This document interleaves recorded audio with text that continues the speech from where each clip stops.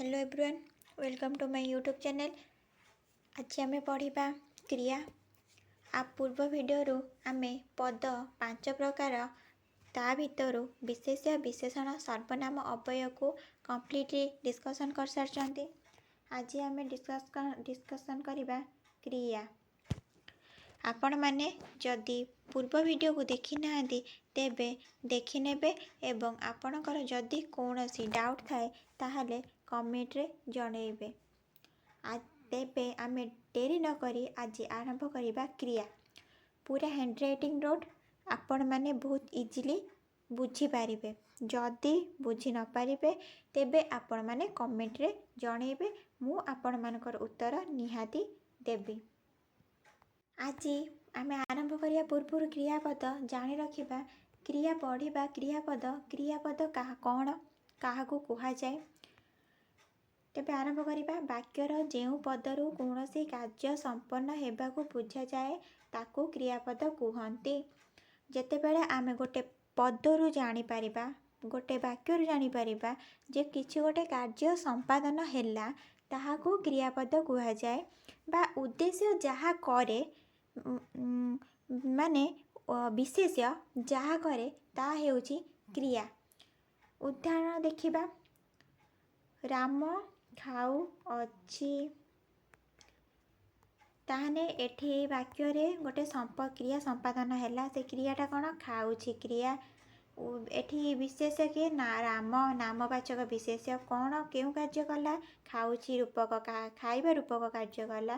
तेणु कर्ता जहा करे ताहा क्रिया। वाक्यर जो पदरु कौनसी कार्य संपन्न हेबार बुझा जाए ता हेउची क्रिया। क्रियार मूल पिंड थाए। एही मूल पिंड को धातु बोली कहा जाए। एटा बहुत इम्पोर्टेंट क्वेश्चन। तापरे आमे देखिबा धातुरे विभिन्न प्रकार प्रत्यय कालसूचक वचनसूचक पुरुषसूचक संभावना सूचक प्रभृति थाए। जोग करा जाए क्रियापद गठित हुए। क्रियापद वाक्यर एक मुख्य अंश अटे। ताहने वाक्यर मुख्य अंश किए अटे क्रियापद। क्रिया कौन कर्ता जहा करे बा वाक्यर जना पड़े जेतेबेले गोटे कार्य संपादन हेला ताहाको क्रियापद कहा जाए। उदाहरण हरि जाउअछि जाउछि। एठी हमर जाउछि को भांगिकी प्रत्यय करा जाइछि। जा जुक्त उच जुक्त इ जाउछि हरि जाउछि। सीता नाच देखिबा। एठी जाउछि आउ देखिबा हेउछि क्रियापद। तापरे आमे देखिबा क्रियापद केते प्रकार कौन कौन एवं तार उदाहरण। प्रथमे आसिला समापिका क्रिया। जो क्रियार प्रयोग द्वारा वाक्यर अर्थ संपूर्ण रूपे प्रकाश पाए ताहाकू समापिका क्रिया बोली कहा जाए। मु बाटरे दौड़िली पिलाटी खेलुअछि। माने पिलाटी वर्तमान खेलुछि। एइटारू आमे वाक्यर संपूर्ण अर्थ बुझीगले। पिलाटा खेलुछि मु बाटरे दौड़िली। एठी कौनसी वाक्य को असंपूर्ण रखा जाए नाही। तेणु करी एटा हैला समापिका क्रिया। असमापिका क्रिया कौन जो क्रियार प्रयोग द्वारा वाक्यर अर्थ संपूर्ण रूपे प्रकाश पाए नाही ताहाकू असमापिका क्रिया कहा जाए। पिलाटी जाऊ जाऊ पड़ीगला। आ गोटे उदाहरण देखिए। बापा बैग धरी हाट को जाउछंती। एठी आमर वाक्य संपूर्ण हेइछि कि ना। एठी आमर वाक्य संपूर्ण रूपे हेइनी। तेणु करी एठी असमाप्त होउथबारु एठी एहाकू असमापिका क्रिया बोली कहा जाए। गोटे वाक्य रे दुईटी क्रिया थिले प्रथमे घटुथिबा क्रियाटी असमापिका क्रियार रूप निये। कर्ता परिवर्तन हेले मध्य असमापिका क्रियार रूप बदले नाही। कर्ता बदल समापिका क्रियार रूप परिवर्तन हो जाए। कारण समापिका क्रिया गठन रे धातु सहित पुरुषवाचक वचनसूचक कालसूचक प्रत्यय जोग करा जाए। सुतरां एठी हम टोटाली बुझिले पुरुष वचन और काल बदलिले समापिका क्रियार रूप बदले। तापर आमे देखिबा सकर्मक क्रिया कौन। जो क्रियार कर्म थाए ताहाकू सकर्मिक क्रिया कहा जाए। हरि नदी रे पहरुछि। हरि नदी रे पहरुछि। एठी क्रिया कौन पहरुछि। ताहाने तार कर्म कोठी नदी रे से पहरुछि। एटाकू सकर्मक क्रिया कहा जाए। सरिता बही पढ़ुची सरिता कौन पढ़ुची बही पढ़ुची एठी कर्म थिबारु एहाकु सकर्मक क्रिया कुहा जाए। एही वाक्य रे मु जोटा कहली कि क्रियार कर्म हैला नदी प्रथम वाक्य रे एवं द्वितीय वाक्य रे हैला कर्म हैला बही। नेक्स्ट देखिबा अकर्मक क्रिया कौन अकर्मक क्रिया होउची जेउ क्रियार कर्म न थाए नॉर्मल हम देखिदबा जोठी क्रिया रहिला से सकर्मक जोठी सॉरी कर्म रहिला से सकर्मक जोठी कर्म न थाए ताहाकु अकर्मक क्रिया कुहा जाए।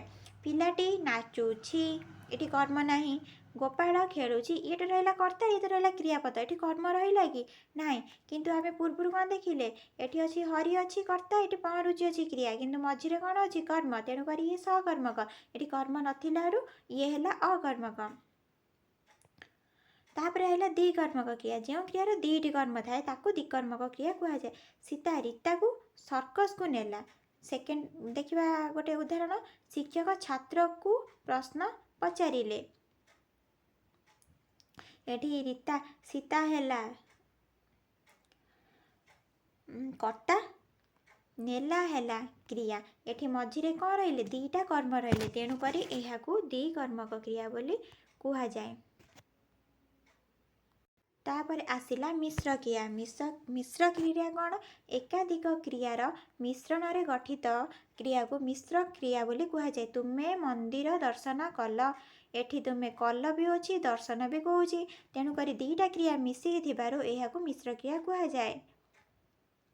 दर्शन हैला क्रियावाचक विशेष्य कर हैला क्रियापद एतिकी थिला हमर जोटा कि सिलेबस क्रियापद आमे यहीटा को भी सर्ट रे भी आउ देखि पारिबा माने अधिका को भी क्वेश्चन आसी पारे आमे केवल जेतिकी सिलेबस सेतिकी भीतर रही पारिबानी या रिलेटेड टॉपिक को मध्य देखिबा तेणु करी एबे चलंतु सेठू आरंभ करिबा। मु कहिदिली पूर्वरु कर्ता कोन करूछि जे पद द्वारा जणा पड़े ता हैला हमर क्रिया मूल धातु हैला खा इल कालसूचक विभक्ति आ हैला पुरुष बा वचन सूचक विभक्ति आमर तीनिटा प्रत्यय मिसिला परे खाउछि नामक क्रियापद गठित हुए।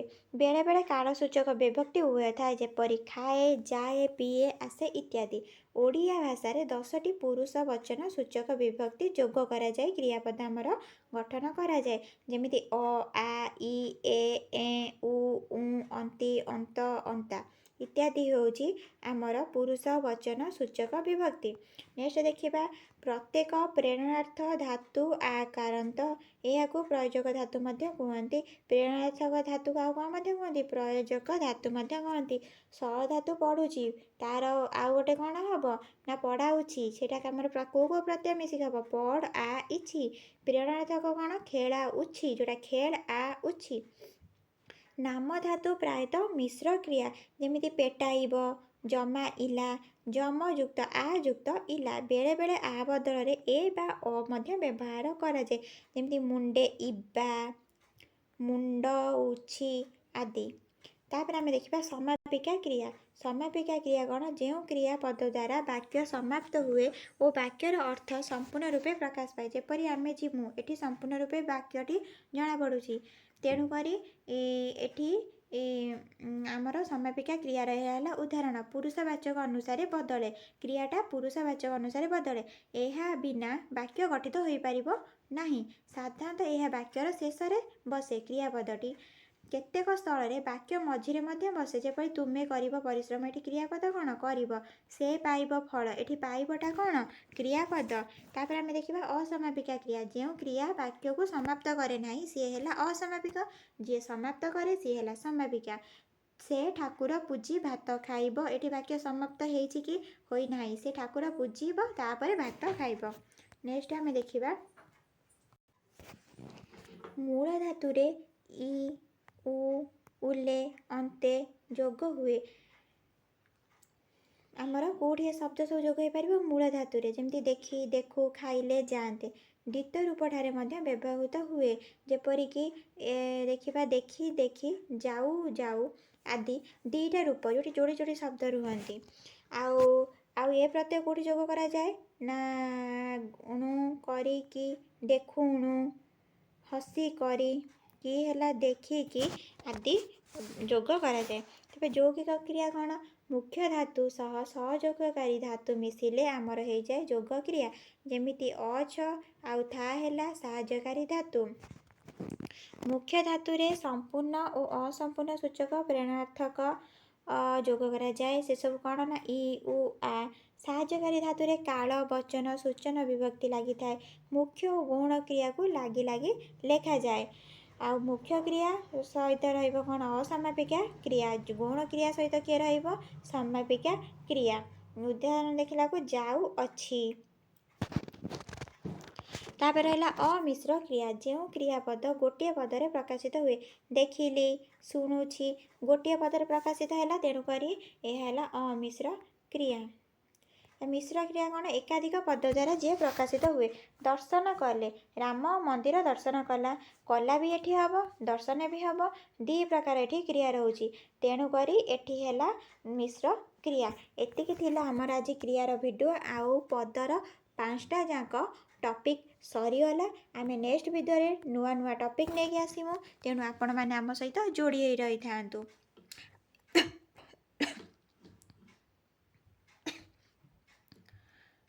एतिकी रे रोची। धन्यवाद।